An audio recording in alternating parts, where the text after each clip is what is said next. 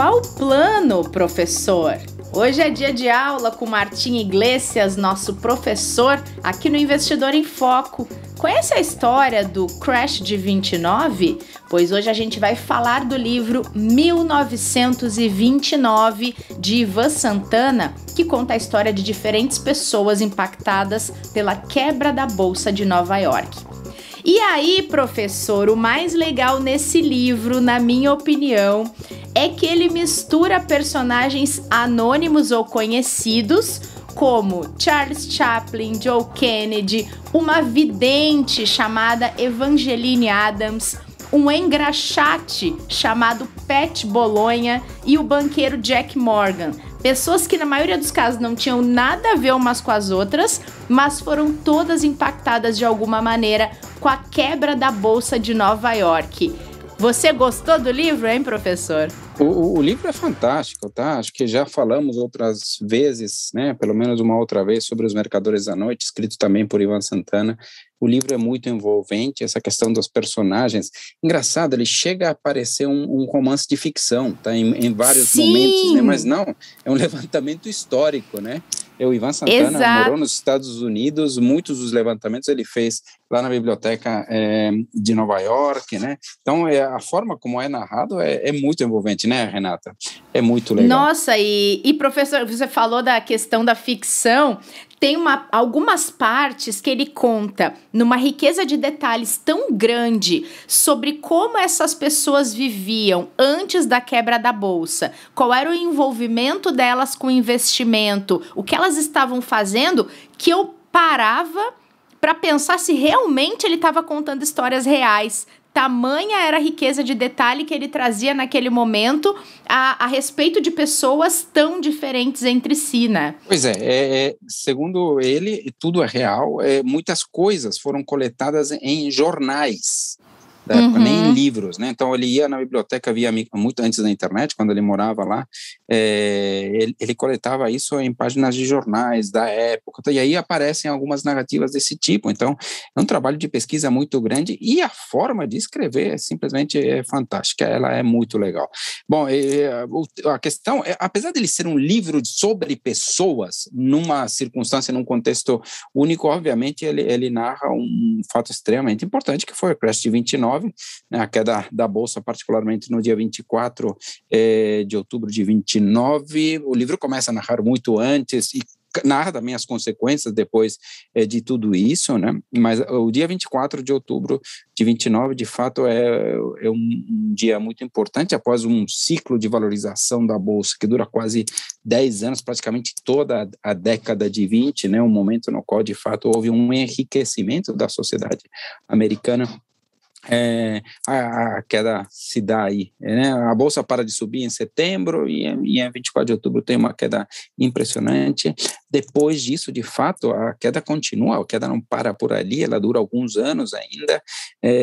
No fim das contas, o que a gente teve uma quebra de bancos, destruição das economias, da poupança de uma parte relevante da população, uma queda da renda, né? E sem dúvida é uma das causas da Grande Depressão que vai durante todos os anos 30, né? Para você ter uma ideia do tamanho da queda, se a gente pensa no patamar um dia antes da queda, 23 de outubro, esse número em pontos do Dow Jones só é recuperado na metade dos anos 50, na segunda metade dos anos 50. Ou seja, é um negócio realmente impressionante, certamente uma das datas mais importantes aí do século XX. As suas consequências, obviamente, não são positivas, impactam o mundo inteiro, mas algo extremamente importante, merece muito ser estudado, e digo eu, por sorte, ele foi muito bem estudado, porque alguns aprendizados relevantes foram extraídos daí, principalmente por autoridades monetárias.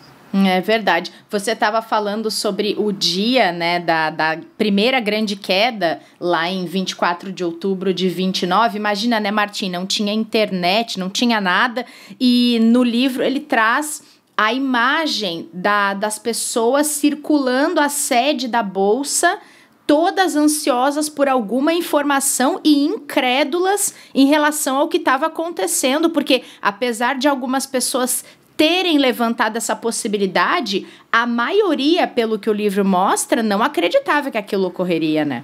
A maioria não acreditava, inclusive muita gente acreditava que aquilo era um movimento rápido de correção, né? Tinha gente que achava que a bolsa, o mercado voltava relativamente rápido. Eu me lembro, eu trabalhava no Bank Boston, né, que depois as operações aqui no Brasil foram compradas pelo próprio Itaú, que tinha perto da tesouraria uma cópia do jornal de 25 de outubro, né?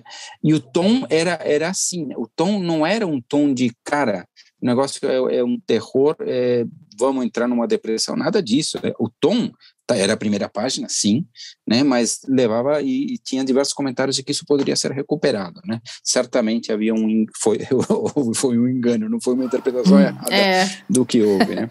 Bom, Martim, tô curiosa para saber quem é seu personagem preferido ou seus personagens preferidos desse livro. Tem vários. Tem vários aí. Tem alguns que a gente simpatiza, assim, de coração, como Charlie Chaplin, né? Você falou de diversos... Depois você fala dos teus. Eu vou falar dos meus aqui. Eu acho que são dois grandes investidores. O primeiro aqui é o Joseph Kennedy. Joseph Kennedy, que é, né, o pai do John Kennedy e o pai do Bob Kennedy, né? Ou seja, são os dois Kennedys. Ambos foram assassinados depois, né? A gente sabe, o John Kennedy como presidente e o Bob, quando era candidato à presidência, também foi assassinado, né? Tem bastante descrição sobre a vida dele, um cara extremamente importante, né? Banqueiro, foi presidente da SEC, da Security and Exchange Commission, depois, né, do crash. Ele era um homem que entendia essa questão dos mercados em baixa e ele se posicionou e de alguma forma ele anteviu basicamente que poderia acontecer em algum momento um movimento parecido com esse e se aproveitou dele e a fortuna dele de fato cresceu de forma relevante nesse processo, né? Depois, né, um homem muito rico, né, muito influente, ele entra na política, vira deputado, depois vira senador, sonhava ser presidente. Tem umas coisas interessantes, quer dizer, interessante, sei lá, é um lado até meio escuro. Ele entendia que o próprio Hitler, e é citado um pouco isso no livro, né, que ele entendia que o Hitler poderia ser um contrapeso importante contra Stalin, então ele achava que os Estados Unidos deviam até certo ponto apoiá-lo em um determinado momento. Sim, ele foi muito criticado por isso na época também, né? Teve diversos políticos, ele não foi o único, aquele Lindenberg, você sabe, o Lindenberg foi o primeiro homem a atravessar de avião o Atlântico, né? Com o Spirit of St. Louis, né? Um avião que ficou famoso também.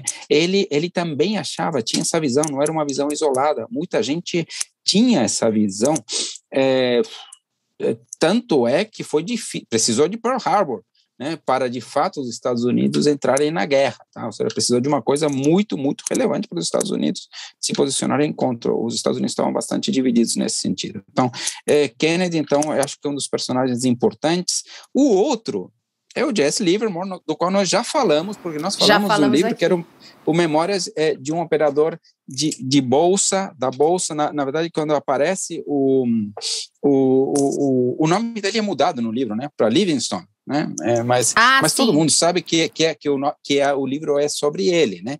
Este cara, ele também entendia como operar nos mercados em baixa, de alguma forma previu, ganhou o crash, mas ele não se deu bem depois daquele momento, né?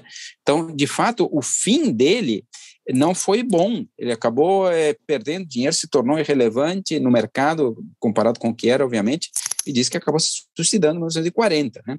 Então, Livermore talvez tenha sido um dos grandes especuladores do mundo. O fim dele não é tão positivo, mas é bem narrado também aqui dentro do livro. Acho que são esses os meus dois personagens favoritos, Renata. Mas aí eu quero te perguntar dos teus aqui. Tá, são investidores também especiais ou não? São!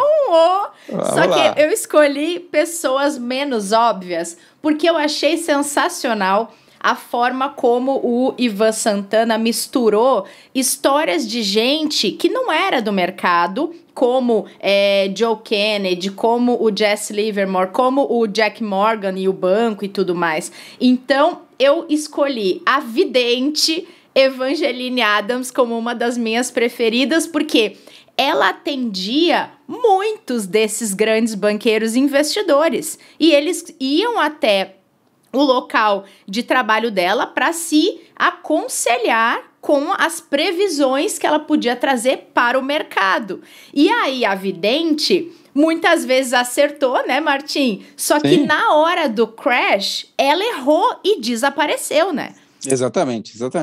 E algumas das previsões, na medida em que ela colocava para a gente influente, parecia que elas se tornavam autorrealizáveis, porque os caras se posicionavam da forma que ela via, e era que um círculo. E acontecia. Assim, né? Exatamente. E ela também ganhou com isso e também usava, assim como o próximo personagem que eu vou falar, ela usava um pouco do que os clientes contavam para ela para fazer a projeção, a previsão que ela dava para os outros, né? E aí, nessa linha, um cara que eu achei muito esperto no livro foi o Pat Bolonha, que era um engraxate que ficava pertinho da sede da Bolsa e engraxava o sapato de todos esses figurões, de grandes investidores, de banqueiros, de magnatas, de presidente da Bolsa e por aí vai. E ele ficava ali pedindo dicas de investimento em ações para essas pessoas. Só que não guardava para ele simplesmente e repassava para os clientes. E se tornou ele era praticamente um Bloomberg da época, porque tipo, ele fazia circular as informações. Exatamente. Nossa, isso. Eu achei que ele foi esperto demais. E ele ganhou muito dinheiro, né, Martim? Claro, perdeu tudo mas depois acabou perdendo, exato. Depois ele perde tudo. Mas enquanto ele fazia essa manobra de consumir informação do cara que sabia e repassar para o que não sabia, ele foi ganhando, até que, coitadinho, perdeu tudo e voltou a ter que só a engraxar sapato. Mas eu achei sensacional a inclusão dessas pessoas de mundos tão diferentes dentro de uma história que impactou tanta gente, que não foi só banqueiro e investidor, né? Então, escolhi esses dois personagens como meus favoritos. Muito legal, acho que só demonstra como o livro é interessante, né? Essa mistura é muito legal, é um livro que eu recomendo de fato, né? É verdade, eu também. E Martim, tem uma outra coisa que você até mencionou antes, que o autor traz. Claro, o livro não é só sobre isso, mas ele traz um contexto bem bacana de entender, que é sobre a depressão econômica dos Estados Unidos, que durou cerca de 11 anos e que veio imediatamente após a quebra da Bolsa, e também o desfecho da maioria dos personagens que ele traz ali para contar essa história, né? Sim, não, de fato, toda essa questão é muito relevante, né? Quer dizer, certamente a Grande Depressão, acho que o crash não foi a única causa da depressão, né? Mas foi certamente uma das causas mais importantes da Grande Depressão, com impacto de destruição de riqueza, que leva à quebra de bancos, que leva a desemprego, que leva à fome, né? Quer dizer, acho que é uma parte relevante da classe média americana passou fome. Então tem a questão das filas por comida, né? As pessoas que não ficaram sem casa, tinham que dormir nos abrigos, né? Então tem uma coisa muito importante: a crise se torna mundial e ela é muito além da bolsa. Esse que é o ponto, né? A depressão ela é muito além da bolsa, né? A gente falou de alguns personagens ali nesse caso, mas as consequências da depressão impactam todo mundo. Sei lá, um agricultor que morava no meio dos Estados Unidos ou no Brasil, de alguma forma pode perder emprego, talvez, ou teve queda de renda por causa disso. Então, é alguma coisa extremamente importante. A recuperação demora um pouco para vir, né? A recuperação, a rigor, começa em 33. Essa é uma coisa interessante que às vezes a gente costuma dizer, e a gente ouve, não, teve o crash, entra a depressão, e aí entra o plano Roosevelt. Roosevelt não era o presidente dos Estados Unidos, quem era o presidente era Hoover, né? E, na verdade, ele tinha entrado na presidência no próprio ano de 29, e ele fica até 32, né? Até o fim de 32. Aí entra Roosevelt. Não foi difícil ganhar a eleição, ele ganhou por larga margem, porque de fato a situação estava tão ruim, não estava bem gerenciada, né? Então aí começa a recuperação econômica com todo aquele New Deal, né? Com todas aquelas políticas aí de injeção de dinheiro via política fiscal, né? E de fato a recuperação definitiva vem só durante a Segunda Guerra, tá? A recuperação do PIB vem por aí, tá? Então, isso Tanto é que você tem até um historiador, o John Toland, ele chega a afirmar no seu livro de que o ataque a Pearl Harbor era conhecido e não foi voluntariamente evitado, porque ele vira a opinião pública a favor da entrada dos Estados Unidos numa Segunda Guerra, que, como a gente já comentou no início, não era consensual, né? E quem era o presidente dos Estados Unidos em 41, aliás, vai até 45, até pouco antes do fim da guerra, é Roosevelt. Roosevelt comanda a economia americana em todo esse período, né? Desde 33 até 45. Naquela época podia reeleição, a lei mudou depois disso, né? Mas, então as consequências pelo mundo inteiro foi de fato alguma coisa extremamente forte, extremamente importante aí. É verdade. E nessa época da depressão, ele conta ali que o desemprego chegou a 25% da população, né, Martim? É impressionante. Foi um negócio muito forte, muito forte. Tem algumas coisas aqui interessantes aqui também sobre o mercado financeiro, tá bom? Tem essa quebra de bancos, mas surge a legislação bancária americana chamada Glass-Steagall Banking Act, é publicado aqui, basicamente ele toma diversas medidas, né, são tomadas ali, separação dos bancos comerciais dos bancos de investimento, uma regionalização bancária, a criação dos fundos de depósitos, o FDIC, que seria mais ou menos o FGC daqui, o fortalecimento do Bank of International Settlements, né? Ele surgiu antes até, mas ele se fortalece, o BIS, na Basileia, né, que hoje tem a principal legislação sobre o controle de risco dos bancos, que é o Acordo da Basileia. Basicamente ele se fortalece nesse momento, ele se torna um fórum de discussão sobre a solvência financeira. Então tem também um impacto relevante sobre a forma como o sistema financeiro se estrutura, né? Então, de fato, é um momento extremamente importante. Que bacana, o Acordo de Basileia é considerado super importante para entender um pouco do risco do banco até hoje, né? Antigo. Sim, desse jeito. E, Martim, uma curiosidade, é dessa época que vem as denominações de ursos e touros no mercado? Nessa época começa a ser usada essa denominação. Se surge exatamente nisso, aí há divergências, mas de fato começa a ser usada aqui. Acho que muitos investidores sabem, né? Quer dizer, touro é o mercado, a definição do mercado em alta, né? O bull market. Por quê? Basicamente porque o touro ataca as suas presas, seus adversários, levantando-os, né, com a cabeça, né, jogando-os para cima, mercado em alta, né, e os ursos, basicamente, bear market, né, que ele dá uma patada de cima para baixo, ou seja, em queda, né, então ele representa os mercados em queda. Então os touros ganham na alta, ursos ganham na queda. Isso aparece muito, foi provavelmente um dos maiores bull markets da história, quase uma década, conforme a gente comentou. Muita gente entrou na bolsa, né? Muita gente entrou na bolsa, muitos bancos faziam empréstimos, né? A pessoa tinha a possibilidade de comprar X em ações, o banco prestava mais 3X, 4X, depois a pessoa pagava, só subia, né?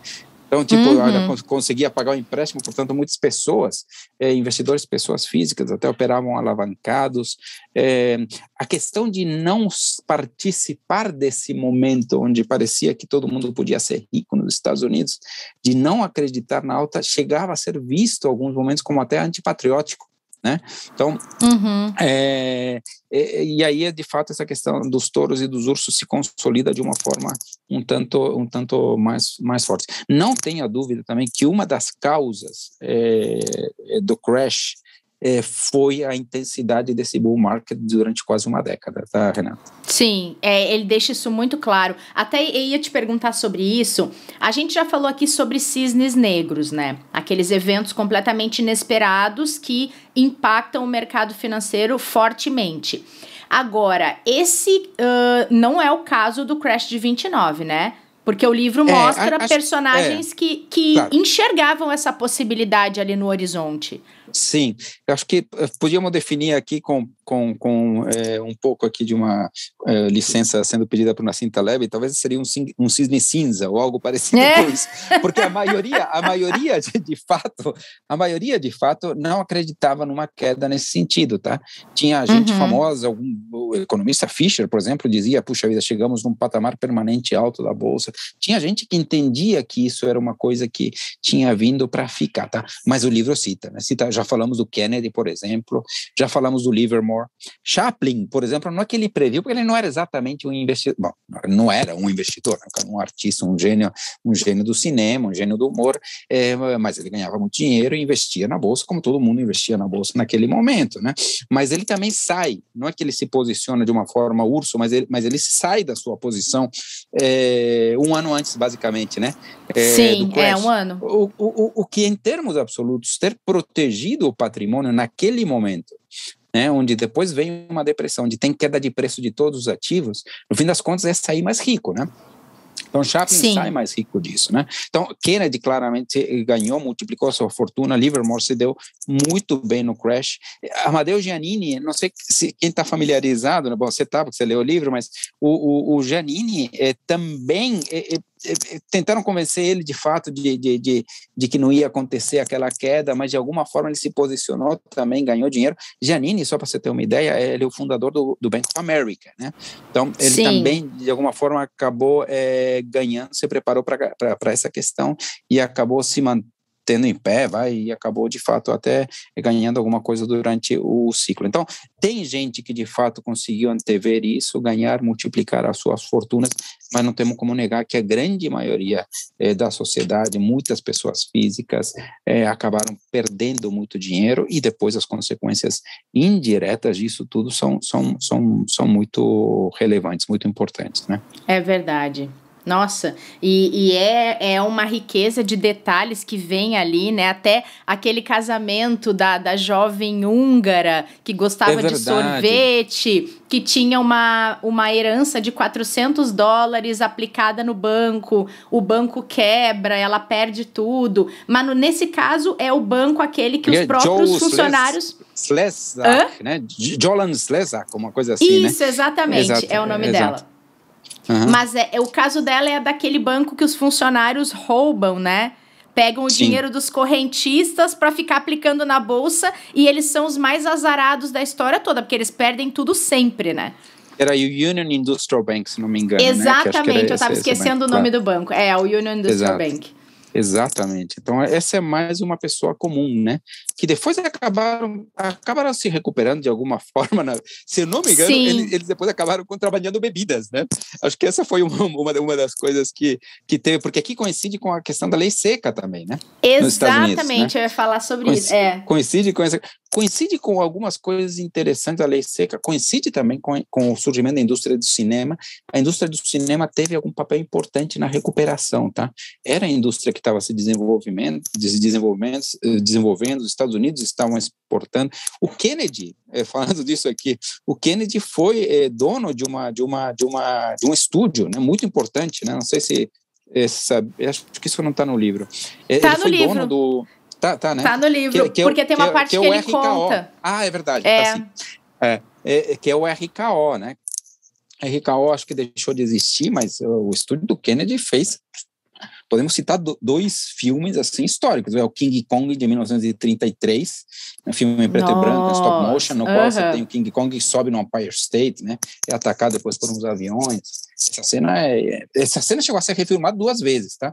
Em 76, por um filme do King Kong também, que ele sobe as Torres Gêmeas, né? Também. E depois, em 2005, também já com uma tecnologia muito mais avançada, ele é feito. E o outro filme da RKO, que... Qual é o maior filme, você acha, da história do cinema? Da história do cinema? Tem muito cineasta que diz que... tem muitas opiniões a favor do Cidadão Kane, tá? Então, o Cidadão Kane também ele é um marco, né? Conceitualmente, ele é um marco, né? Em termos de roteiro, em termos de reflexão, de trazer um pouco de... do personagem em si, ou seja, de pessoas, de como é o pensamento do sujeito. Então, de fato, para muita gente né? Isso aqui também é que nem falar qual é a maior pintura da história, sabe? Tem gostos aqui, né? Então, mas obviamente muita gente cita esse como talvez o maior filme da história, e é do Kennedy, né?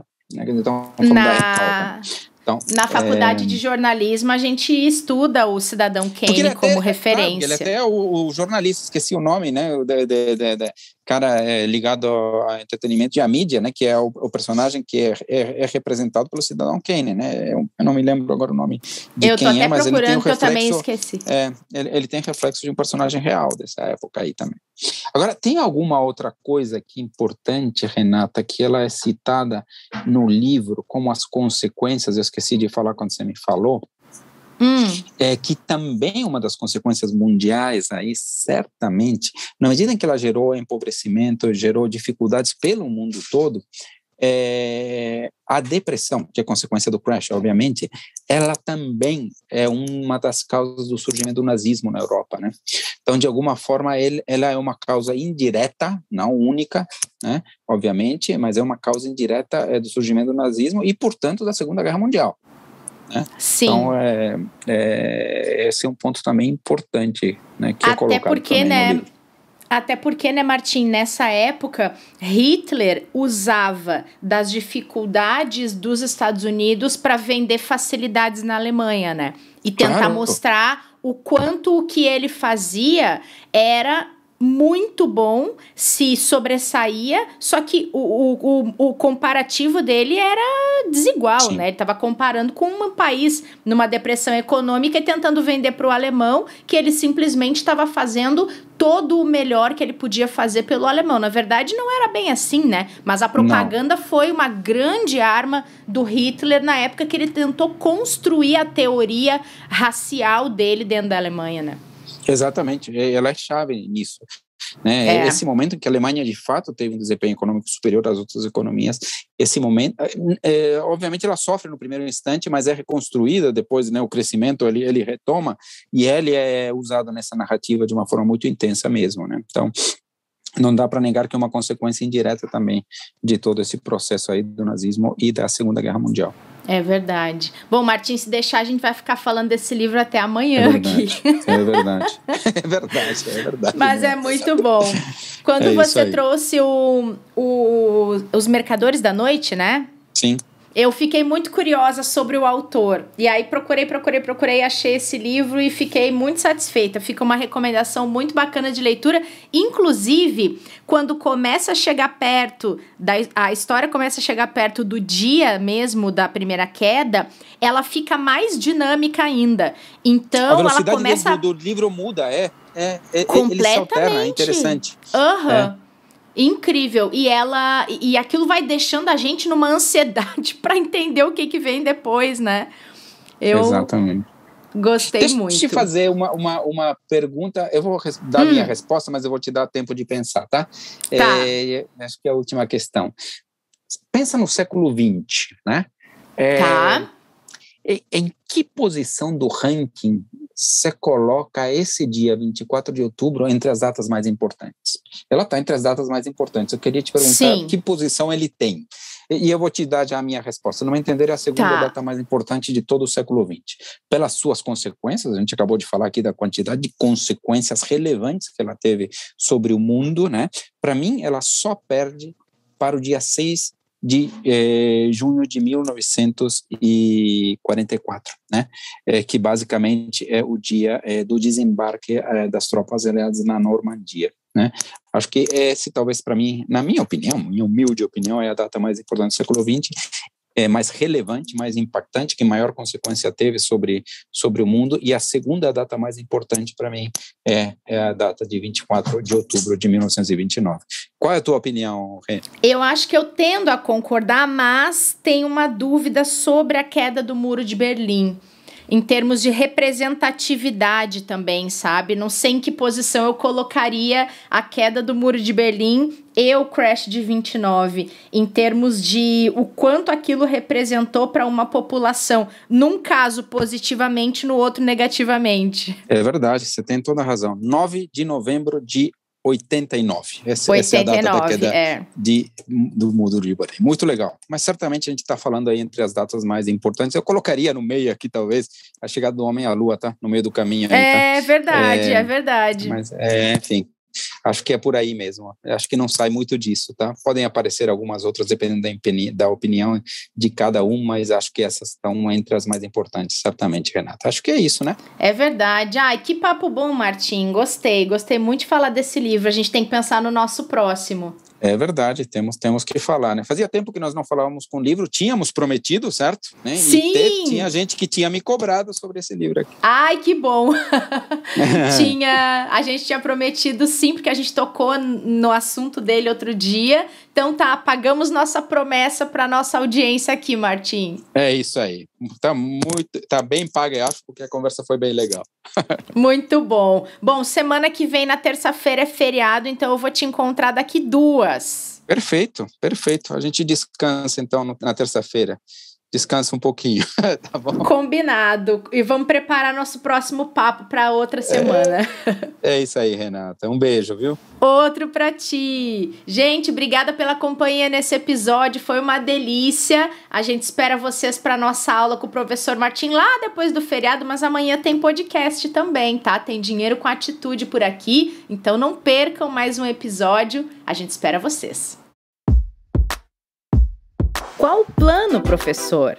Toda terça-feira, uma aula nova aqui no Investidor em Foco com o professor Martim Iglesias. Tem conteúdo com base em livro, filme, história, teoria, sempre com bom humor e dicas valiosas de economia comportamental. Tudo para te ajudar a investir melhor. Nosso encontro é na hora do almoço. Anota aí para não se atrasar, hein?